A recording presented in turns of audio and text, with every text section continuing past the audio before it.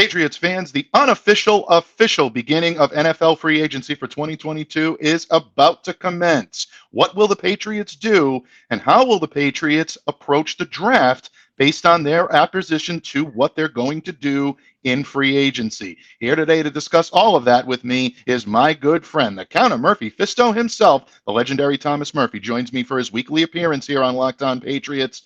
I'm Mike Debate, and you're about to be locked in to the Locked On Patriots podcast.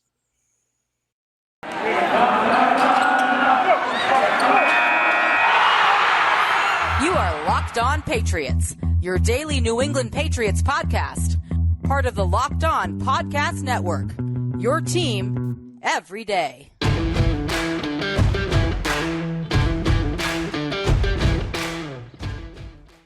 Hello to all of you Foxborough faithful, and thank you once again for making Locked On Patriots a daily part of your New England Patriots coverage.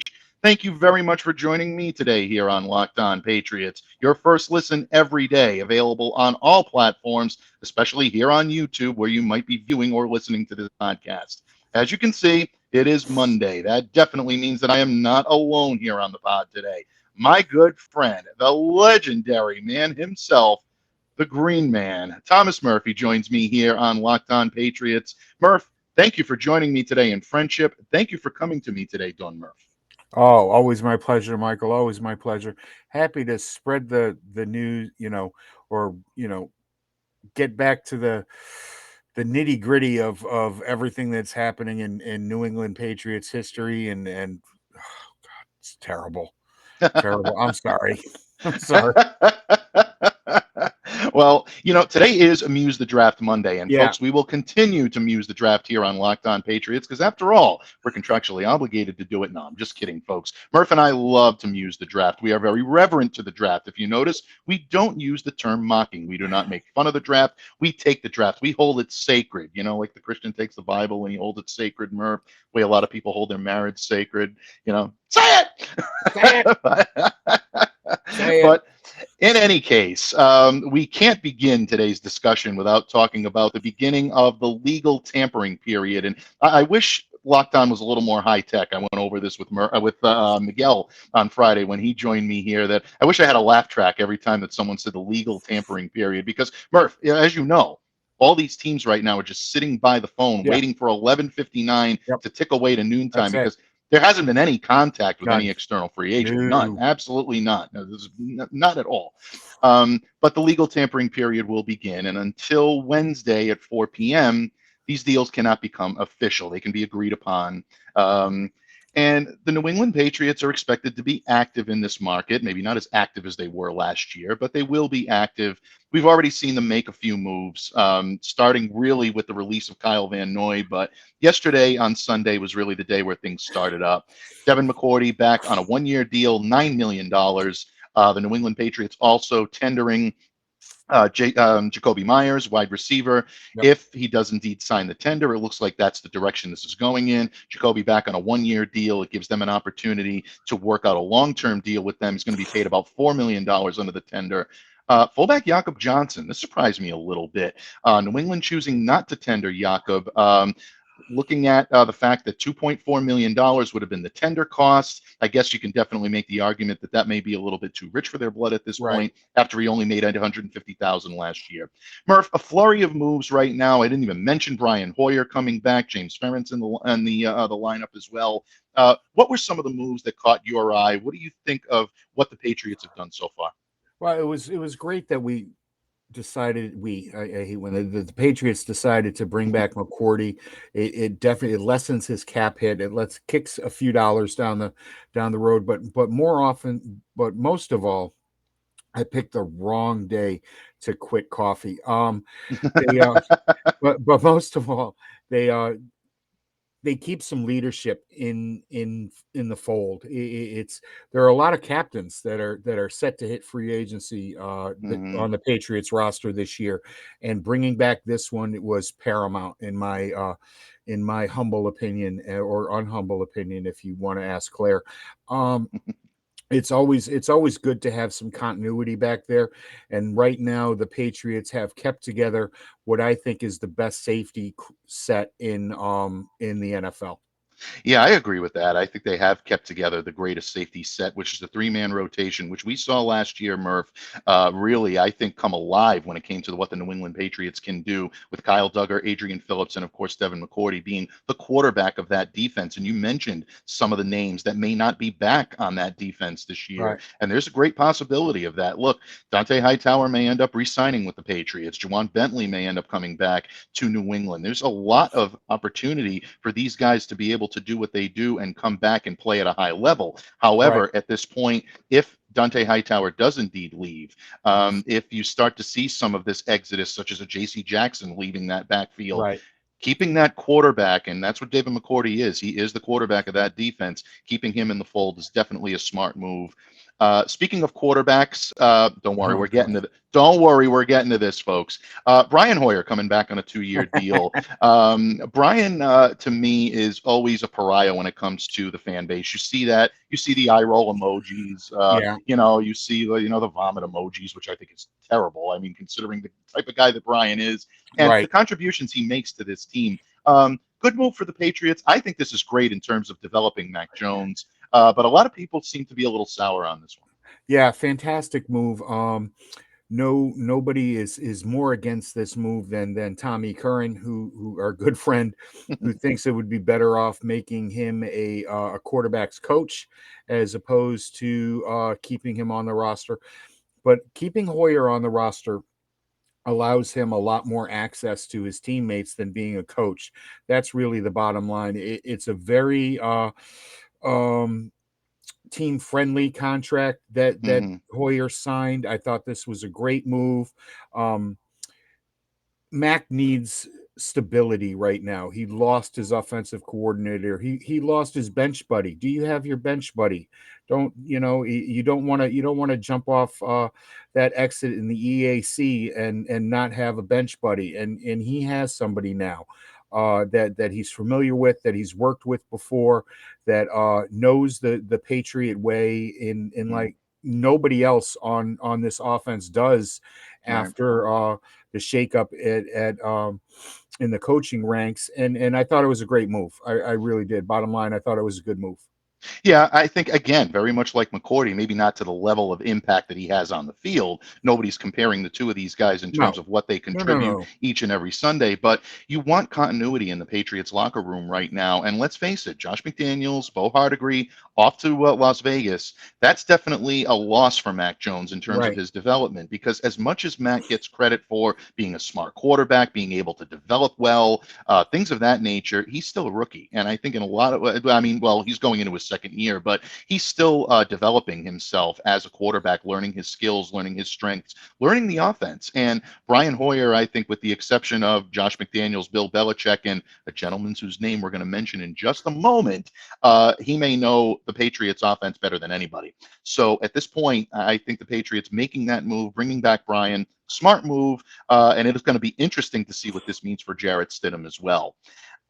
Murph, it's almost time to muse the draft, but we could not go all episode here today. We could. I guess we could. But you know what? We're going to give the people, by people I mean me, what they want. And your thoughts on the return after a long 40-day retirement of one Thomas Edward Patrick Brady Jr. What was your reaction when you saw this yesterday? Well, my initial reaction was that it was shorter than the MLB lockout. All right, it was shorter than the MLB you are right lockout, about that. Yeah, it's I'm not sure what changed. It could be one of two things: something internally down there in Tampa, giving Tom more control. We all read the stories last year about how Tom was in there with his offensive coordinator setting up the game plan while Bruce was out drinking. I mean, getting therapy done on his leg or whatever was ailing him that week. And so that's basically that changed, or Giselle is just sick of his face already. and he said wants them out of the house. Get out of the house. This is ridiculous. It's not like Tom can go up on the roof and say, I'm fixing the shingles the way our dads did when they wanted to get away. He's sitting there. He can still play. Something changed internally in Tampa, whether it's bringing back certain players or anything else, and Tom can still play. Let's let's look at the facts here. This is a man who at 45 years old is still one of the three best quarterbacks on any given Sunday in the NFL. And I don't know, the only person that sighed any relief yesterday was bathroom Ben Roethlisberger, who can now go into the Hall of Fame, not with Tom Brady. Yeah, and Ben that stage. Ben now gets a chance to headline that class. But bottom line, I think Tom's definitely got number 8 in his sights. There's no question about it. I wrote about this a little bit for Sports Illustrated last night, and channeling his inner Rocky Balboa. And there's still some stuff left in the basement. And look, I think there is. I think Tom has unfinished business on the field. Now, unfinished business in Tampa. Yeah, it surprised me a little bit that Tampa was going to be the lock in, but Murph, we both know nothing is golden in this league. Nothing is gilded. There is always a chance for things to work out. I don't think Tom would have put himself out there like that and saying he was coming back to the Bucs, but at this point, he doesn't really have a choice either. We have to remember that. So, bottom line, another season of Tom Brady under center, and you know what? At the very least, it's always going to be fun to watch. So welcome back, Tom. And, we'll do the farewell tour again. Maybe this time, maybe he'll mention the New England Patriots in his retirement. See, here we go. Gotta go through this I again. had to do it. That's it. You know what? The heel turn was eventual, Murph. I had to do it eventually. And you know what? It just it came down. But folks, fear not. This is not going to be a Tom Brady-centric pod today. We are going to muse the draft. That's what we're here for. That's what we love to do. And our good friend Andrew Caraway gave us a beauty. And you can see Murph readying himself. You can see him getting primed for it. And we're going to come at you with that draft in just a moment. But first, folks, just wanted to take a moment to mention our good friends at Built Bar. You know as well as I do, we're moving into the Lenten season, Murph. And of course, we're trying to get ready for Easter. And that means chocolate bunnies, peanut butter eggs, things of that nature, those little mini eggs that you love to snack on. But that can be costly to your waistline. There's no question about it. And costly to your pocket as well. Well, our good friends at Built Bar have that covered. If you want a delicious snack that satisfies your need for a sweet treat, reach for a Built Bar. Much less in calorie, much more protein. You cannot ask for better. And the taste, folks, they always go for the taste first. They'll look for a flavor that tastes good, and then they'll be able to go ahead and make it healthy. I don't know how they do it, but they do it all the time. The peanut butter brownie, my personal favorite. Murph is loving them. They've got mint brownie, coconut almond, pretty much any type of flavor you can think of. Built Bar has thought of it, and they're working on it. So today, visit built.com and use the promo code LOCK15 to get 15% off your next order. Remember, built.com today. LOCK15 for 15% off your next order at built.com. Team Butchie lives on these things. Oh my God. I have to hide them. Man. They're excellent. They're good. Yep. They are good. And you know what? I mean, I become hooked on them. I become, a big fan and thankful to the folks over at, Built Bar for always, being right on the cusp of developing these flavors and developing such a healthy, delicious treat that we all love. Built Bar, America runs on that coffee company, folks. Well, Locked On runs on Built Bar, and we can definitely assure you that any of the great products that they put out, whether it be Built Boost, whether it be the broth, definitely check out the great line of products that they have available each and every day at built.com. And of course, use that promo code LOCK15. Let them know that we sent you, but it also allows you to help save a little bit in your wallet. And that's really important for a lot of folks right now. And I mean that sincerely. What's also important to a lot of folks here, Murph, is musing the draft. Yeah. Like I said, we always respectfully treat the draft here on Locked On Patriots. We do not mock it. We come to it in friendship. We, we ask with respect. We even think to call it God. Well, all right, that's a little too much, folks. But you see where we're coming from. It's about time to get going in terms of musing the draft today here on Locked On Patriots. And to begin, our good friend Andrew Caraway at Caraway 6 has provided another stellar draft here for us at Locked On Patriots. And he's got a trade mixed in. It has the Patriots expanding their horizons. He uses the PFF mock simulator, and PFF gave him a B- on this. So let's see if Murph and I agree with that. Starting right off, round number 2, 35. Obviously, Patriots have traded down for that. They received the 35th pick along with the number 67 pick, according to Andrew's notes here. And they have come away with the Houston Texans, obviously their trading partner for that. So Patriots trade out of the first round. In round 2 at pick number 35, they go with George Pickens out of Georgia, satisfying their requirement for a wide receiver, and of course, satisfying Andrew's requirement for a Georgia Bulldog. Yep, exactly. At number 53, the Patriots stand pat at that. No pun intended. Well, maybe a little pun intended. Chad Puma comes to New England from Wyoming. Muma continues to be a player that a lot of people are talking about as a potential member of the Patriots. My colleague Kevin Tame wrote about him in a draft profile for Sports Illustrated last week. This one seems to be coming through a little bit of a groundswell.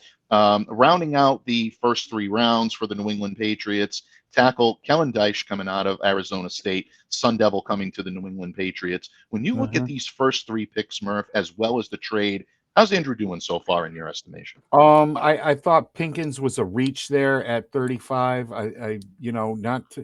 Andrew's not going to talk to me for a week, but I like Pickens. I really do. I would like him more at 55 or 65 than I do at 35. But I've got to defer. If there's anybody that knows Georgia football players and how they will fit into this Patriot system, he is the man. And so, I give it a C+, B- on that pick. Muma, I love at 53. That's a solid A pick. He's a guy that can come in here and fix what ails you. And if you're getting that in the second round at 53, that's really cool. Keelan Dyche, that's a serious reach. In my estimation, it really is. That's somebody that I have graded out as a day 3 guy. But still a solid first 3 picks in this draft. I thought he did well in trading. And you can't drag the man at all. I just, Dyche, I'm just not sure about Dyche. There had to be somebody on the offensive line that could come in here and fit in better than somebody that I would consider a swing tackle. Yeah, I think Dyche in round 3 to spend that type of capital, especially when New England is expected to invest in really beefing up that offensive line this year. They want at least Ted Karras or Trent Brown back in free agency. Ideally, I'd love to think they'd have them both. I would love to see them both come back. Whether that's realistic or not, our good friend Miguel said it definitely is. The Patriots can do it if they prioritize it the right way, and I think they can. But if they're going to invest third-round capital in an offensive tackle, I would think that they would probably be able to get someone a little higher up on the board, maybe a little bit more starting potential than Dyche. So, yeah, that was the one that kind of raised my eyebrow a little bit. They had better bring back Ted Karras. That's all I'm saying. Absolutely. If that's the case, and they're going to use that type of high level capital, and let's face it, third round is pretty high level in the draft. They're going to absolutely need Karras back in the fold at guard. And, at tackle as well, I think, you look at someone like a Trent Brown, they're going to have to make a big decision there as well, literally and figuratively. I'd love to see Trent back. I just want to see it on a friendly contract that pays him more bonuses for time on the field than guaranteed money. That's a good point. That's a very, very good point. And, over the course of the next couple of days, Murph, I think that we're going to see what the Patriots are looking at and how they're going to proceed when it comes to trying to build their roster for 2022. Pickens as well was a little bit of a surprise to me, too, a little bit of a stretch. I love his fit on the outside. And look, there's no question about it. Patriots really need some help on the outside, but I think they like their receivers a little more versatile. This kid doesn't tend to fit the skill set of what they might be looking for to have to align in the slot on occasion. That to me is the only drawback in him, but I like Pickens' game, and I understand where Andrew's coming from in terms of addressing a need on the outside. So not too bad, right off the bat, but Andrew continues here with a trade, obviously trading with the Carolina Panthers at the 85 spot in round 3. That's why we said rounding out round 3 earlier, folks. He has the Patriots going to number 105 in the 4th round and then picking up number 147 in round 5. With that 105 pick, Josh Jobe out of Alabama, cornerback. Patriots are definitely going to need a corner. There's no question about it.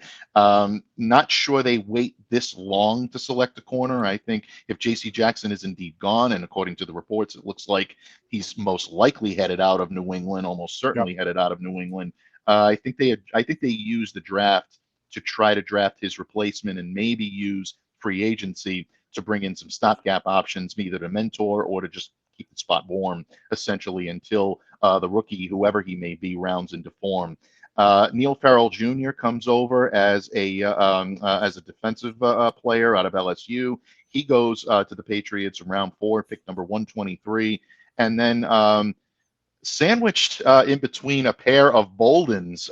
Josh Rivas as a guard comes over in round 6, number 198, but Bubba Bolden coming over as a safety at round 5, number 147, and Slade Bolden rounding out the mix of Alabama wide receiver 209, round 6.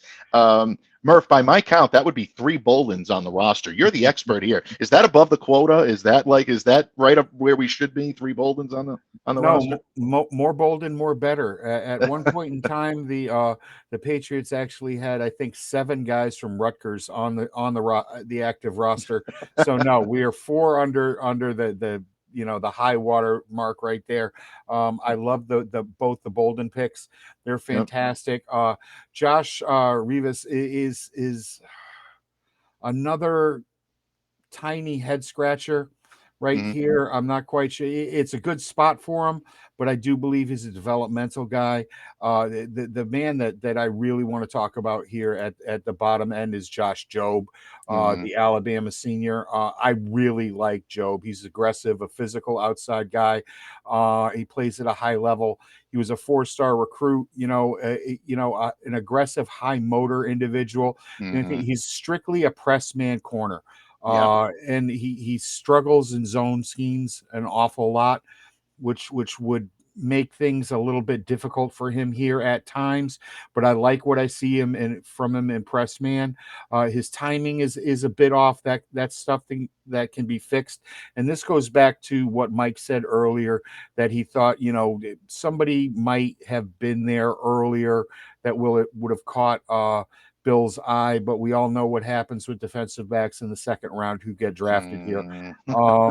So we'll see if Bill agrees with this pick and actually makes it, then I'll eat a little crow. But right now, I'm not sure. But let's get back to the good stuff. Many Boldens.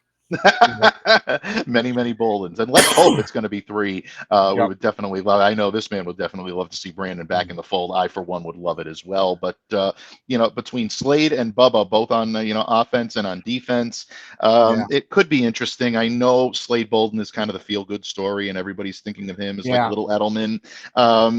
Folks, pump the tires just a little bit, but I think the kid does have the ability to be more of a Danny Amendola type. That's a good point, and I'm glad that you made that, Murph. And I also guy that you sneak in there for 8 plays a game, and he makes 4 of them, and he makes four catches for 53 yards and a touchdown. That's what I see out of him.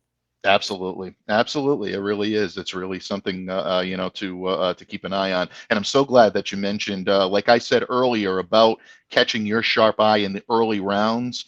Folks, the ghost of Razai Dowling continues to hover over Foxborough, and so maybe Bill will go a little bit later. And I think Jobe, at that point, if that's where he's going to target, I mean, who better than somebody that knows a Nick Saban system? Right. Alabama defenders tend to do very well here in New England as well. We always make a big deal out of the Alabama offensive products, but the Alabama defenders tend to do pretty well here as well. So, it's going to be interesting to see what Bill Belichick does in the coming days and weeks. I think free agency is really going to set the tone for how they approach the draft.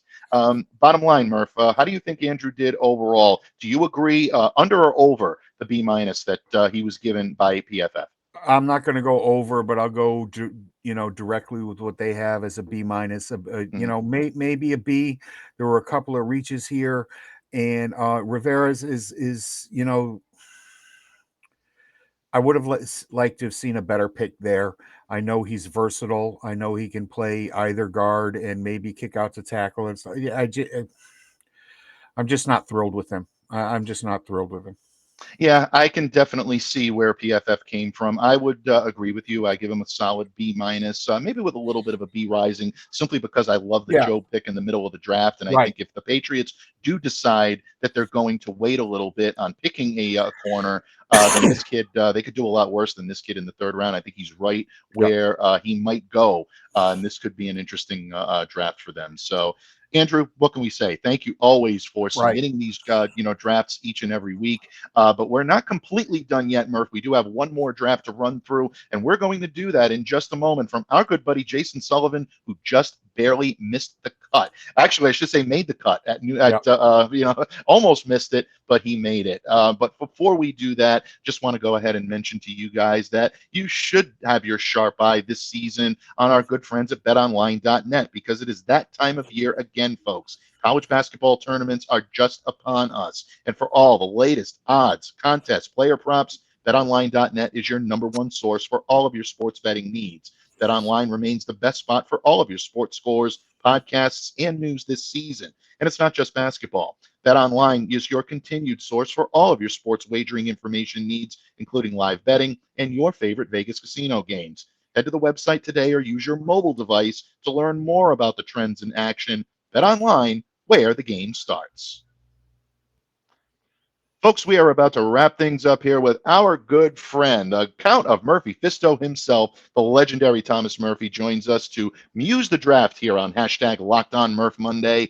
And, Bud, I didn't want today to go by without a lot of things. We talked Tom Brady. You indulged me. I appreciate that. We mused Andrew Caraway's draft. We talked a little bit about the Patriots' initial foray into free agency, but our good friend Jason Sullivan took the time to submit a draft right at the deadline last night, just before midnight, 11:58 p.m. Even though we lost an hour of sleep yesterday, Jason took the time to put in this draft. So you know what?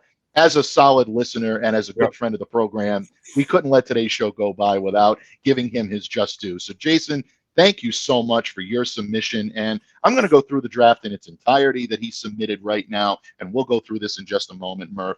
At number 21, he has the Patriots standing pat in the first round. Derek Stingley Jr., the cornerback out of LSU, one of the top prospects at the position, going to the Patriots at number 21. At number 54, Murph, get ready to grin from ear to ear. John Metchi, the third, wide receiver out of Alabama. I don't know who Jason's drafting with. Well, he drafted it.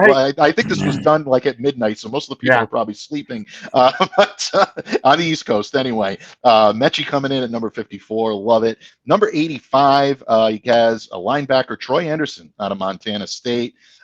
Cade Mays comes in at number 26, offensive guard. Patriots getting some O-line help there. We love talking O-line, Murph. Guard out of Tennessee comes to the Patriots there at number 126. Number 175, Josh Jobe comes to the New England Patriots. I want to talk about really revamping that cornerback room. All of a sudden, you got a couple of guys that could be mainstays in this cornerback room, for quite some time. At number 175, and then of course rounding out the mix, number 209, Kyle Phillips going to the New England Patriots as well. Murph, this is the definition of haul, but in terms of realism, in terms of what your thoughts are, we've talked about a lot of these players before. What are your thoughts on the Pro Football Network? Several of our colleagues here at Locked On, work for this great organization. What do you believe in Jason's late night submission to Mock Draft Monday here? I think he caught everybody drunk, and they were going with the pretty helmet of the pick of the week, or that I'm going to draft this guy because he's the same name as my cat. And how Derek Stingley Jr. dropped to 21, I have absolutely no idea, but I wish that everybody that was drafting during this draft was making the picks in the NFL for other teams other than the Patriots, and that we were just, oh my God, Derek Stingley Jr. at 21. Give me it all day long. We all know how I feel about Metchi. He is the quintessential playmaker. He is the yak czar. in this draft. I want this draft so much. Troy Anderson is just, he's zooming up freaking draft boards everywhere. If he's there at 85, it's like Christmas. It's like Patriots Christmas, people. It's Townie Christmas. Cade Mays is an excellent grab there at 126. Jobe, again, as we were saying, you have just revamped the entire of the Patriots cornerback room right there in this draft. It has been done. And Kyle Phillips is just a solid pick at 209. You can't go wrong there. You really can't. This is a fantastic draft. This is an A+ draft, people. This is what I like to see. This is what I would want on draft day. This is amazing. Please make this happen, please. Yeah, absolutely. I think this, would be really the only thing that could make this better is if it had a Bolden in there somewhere. But we'll get them in as undrafted free agents somehow. All right, folks, you really want me to get Murph to smile here? I'll tell you what. Take this draft, couple it with a Brandon Bolden re-signing. How we doing? Oh yeah. Oh my God. Oh my God. It's like walking into. It would be like walking into the kitchen and having lasagna and stuffed shells. I feel like Nazarene, who just delivered the cake of the century to the Don right now for that. With that, oh, you should see the cake like this.